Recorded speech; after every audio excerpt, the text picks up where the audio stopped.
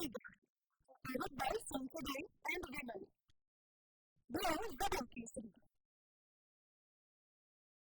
Associate sponsor UltraTech cement.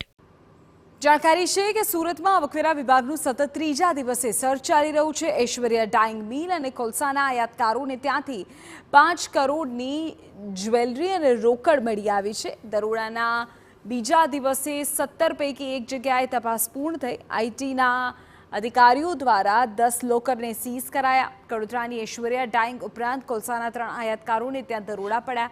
કોલસાના આયાતકારોને ત્યાંથી મહત્વના document પણ જપ્ત કરવામાં આવ્યા. કોલસાના આયાતકારોએ જ ડાઇંગ મિલમાં માલ મોકલ્યો છે તેના પણ ડેટા મેળવાયા. ઐશ્વર્યા ડાઇંગમાંથી પણ મોટા પાયે બેનામી વ્યવહારો મળી આવ્યા. મિલમાં ખર્ચા બતાવ્યા બાદ વધુ રકમના બિલ લઈ બાદમાં રોકડ આપતી હોવાનો ખુલાસો થયો. હજુ 2 દિવસ સર્ચની કામગીરી ચાલી શકે છે.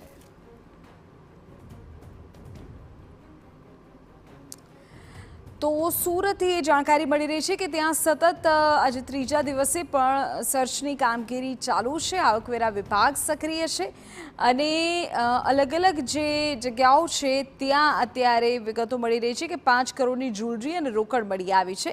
પરદેવ અમારા સંવાદદાતા બાબતે વધુ જાણકારી આપી રહ્યા છે. જી પરદેવ.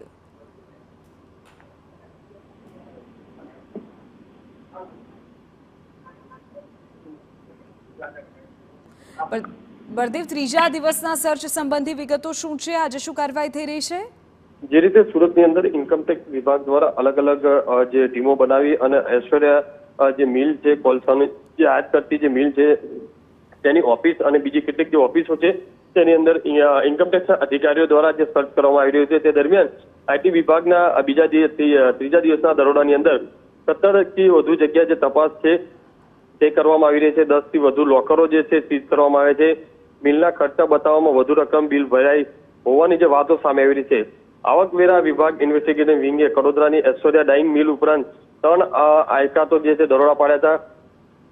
5 કરોડની જ્વેલરી અને રોકડ મળી આવ્યા હોવાની જે વાત જે સામે આવી રહી છે.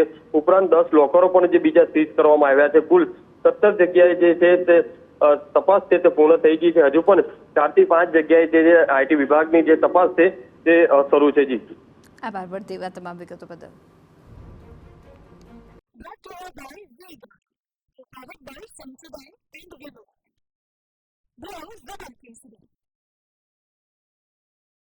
Associate sponsor UltraTech cement.